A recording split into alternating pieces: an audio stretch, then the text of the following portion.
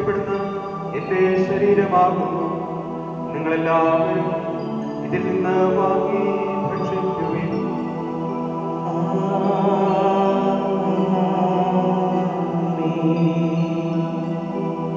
അപ്രകാരം തന്നെ കാസയുമെടുത്ത് കൃതജ്ഞതാ സ്തോത്രം ചെയ്ത് വാഴ്ത്തി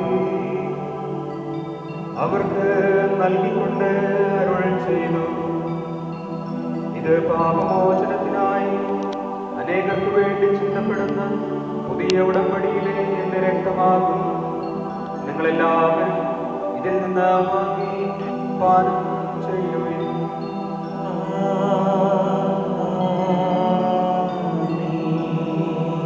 ഞാൻ ഈ ചെയ്തത് നിങ്ങളെന്റെ നാമത്തിൽ ഒന്നിച്ചു കൂടുമ്പോൾ ഓർമ്മയ്ക്കായി ചെയ്യുവിൻ.